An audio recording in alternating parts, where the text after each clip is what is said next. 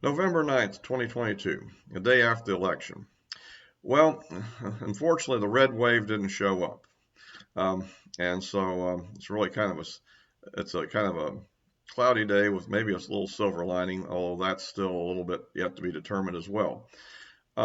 It's looking like that at the moment that the Republicans probably will crawl to a win in the House.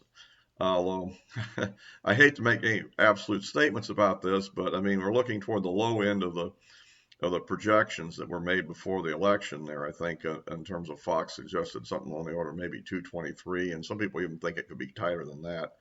Hopefully not. Hopefully we get lucky, maybe even get a couple in our favor, but beyond it. But obviously um, that the House races just didn't turn out the way people were predicting, and I'll have a little bit more on that later. On the Senate races, of course, right now, effectively, we've got um, Georgia looks to be heading to a runoff unless some stray votes come in for Warnock. I think he's 0.6% below 50, and they have a runoff rule in that state. Um, so that's one thing to consider.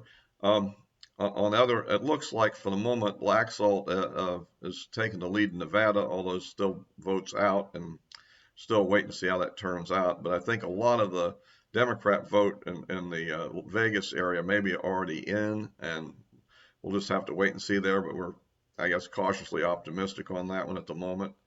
It looks like Ron Johnson is going to win in Wisconsin, unless some people find some missing ballot boxes or something. I'm kidding a little bit, but you know how that goes. But he's ahead, but you know, a little bit tighter than we thought it would be again. But it looks a win's a win if you get it.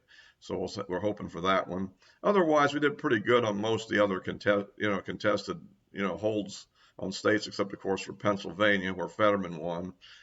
And probably that's because of all the early voting and the degree that they delayed the debate, and the fact that we probably picked the wrong candidate. Should have been with McCormick. I was saying so months ago, and I still think that's the case. By the way, if you like these videos, please give me a like. It helps out with the algorithm. Any new subscriptions are appreciated. You can forward these to friends and so forth if you would like. Yeah, so that's kind of where we are right now. Alaska is going to go Republican. It probably is going to be Murkowski, even though the other lady's ahead. But because of rank order voting, unless the Democrat candidates don't vote for Murkowski as their second, which could still happen. We'll have to wait and see how that settles out. But that's hopefully Alaska after the new term will get rid of the ranked choice voting, or what you call it, and get back to a normal system of primaries and election. I think they had a 2-year moratorium on changing anything because of the way their constitution is. I think it's about high time to do that, because we're probably going to lose a House seat over that, which would have been an easy win, I think, otherwise. So, at any rate, and then Arizona, well, again, we had a major voting irregularity in Maricopa County, and they're still trying to count. I think they're only about 2/3 of the votes have been counted. Right now, the Democrats are ahead. It looks like Kelly, the astronaut, may still keep the seat.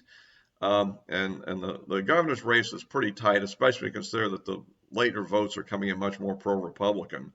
It's kind of interesting how the Republicans voting had an irregularity, not the Democrats. And of course, the Democrat governor candidate is the current Secretary of State. Oh well, as usual. But anyway, I still have hope for Lake to pull it out. We'll just have to wait and see on that one.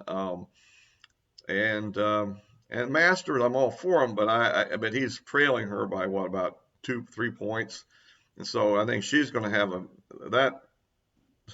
that'd be kind of, well, we hope, but I'm kind of doubting that's going to turn out that way, given historic experiences with that state. And in general comment, I think that the basic problem here, more than anything else, one of the biggest ones is all the Republican infighting.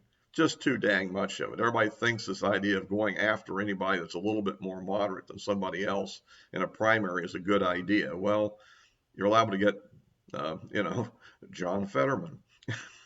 if you do that, and so forth. I mean, I think that's you know, I mean, look at the Georgia situation. I mean, if instead of Trump getting in the mix and bringing in Walker, if they'd have went with Perdue, he probably would have won outright. I mean, you had an unvetted candidate who got vetted during an election cycle. Bad situation to do that. I mean, it's just one of those things. But at any rate, and of course, the big winner, I think DeSantis absolutely blew out Florida, and I think Abbott pretty much did the same kind of performance in Texas that he did in the previous election too, and so it looks like O'Rourke is kind of becoming the nominal losing Democrat here in that state.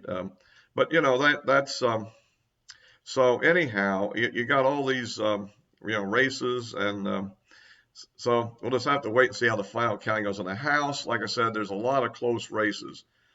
And when you look at the generic ballot, which I think the final one for Real Clear Politics was 2.3%. You know, some of the later polls were coming in tighter.